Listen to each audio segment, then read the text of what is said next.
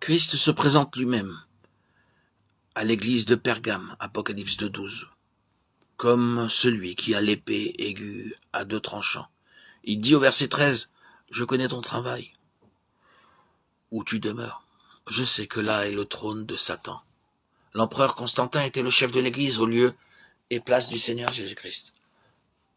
Le roi Henri VIII voulait divorcer avec Catherine d'Aragon afin de se marier avec Anne Boleyn. Ainsi, il se sépara de l'église catholique romaine et devint le chef de l'église d'Angleterre. Mais Christ ne peut pas régner sur une église où un homme s'arroge l'autorité. L'église est alors avertie de ne pas manger des choses sacrifiées aux idoles. Dans Nombre 23, 4, 11, Balaam bénit les enfants d'Israël au lieu de les maudire. Il ne souhaitait pas faire cela, mais Dieu l'avait obligé à les bénir. Plus loin, dans Nombre 25, 1, Balaam donna un mauvais conseil. Il persuada habilement quelques enfants d'Israël de conclure des mésalliances, ce qui amena le peuple à adorer les idoles d'Is. Et Israël se joignit à Baal-Péor. Nous pouvons qualifier la doctrine de Balaam, doctrine des mésalliances, c'est-à-dire des croyants mariés à des incroyants. Dans 2 Corinthiens 6, 14, 18, nous lisons pourquoi l'alliance avec des incroyants est nuisible. C'est un faux argument de dire « je suis ami avec cette personne » afin de pouvoir la convaincre. C'est une arme puissante du diable pour nous entraîner dans la cécité spirituelle. Un croyant et un incroyant peuvent-ils s'associer pour un travail? Amos 3.3 donne la réponse. Deux hommes marchent-ils ensemble sans s'être concertés? Cette église avait aussi parmi ses membres des gens attachés à la doctrine des Nicolaïtes, Apocalypse 2.15. Le peuple adorait le prédicateur qui pouvait attirer des foules, ce que Dieu haïssait. C'est la doctrine de l'autorité conférée à l'homme dans l'église de Dieu. Les anglicans adorent même l'évêque et se prosternent devant lui.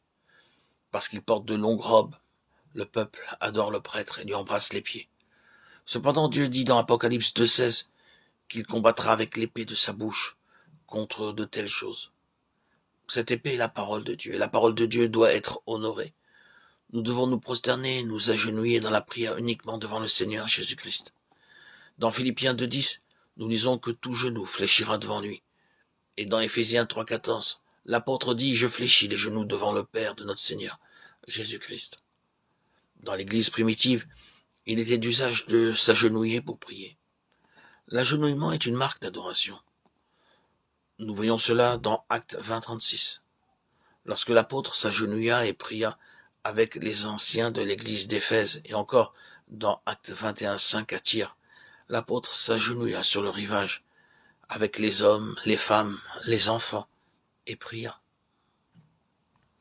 Dans Actes 7.60, Étienne s'agenouilla et pria, alors qu'on le lapidait.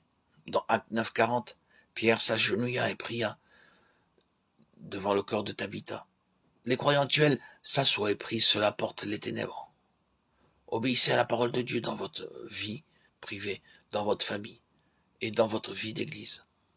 On plaisante aussi souvent dans les réunions de croyants, et spécialement parmi les jeunes. Nous devons les reprendre et enseigner aux jeunes comment ils doivent honorer Dieu.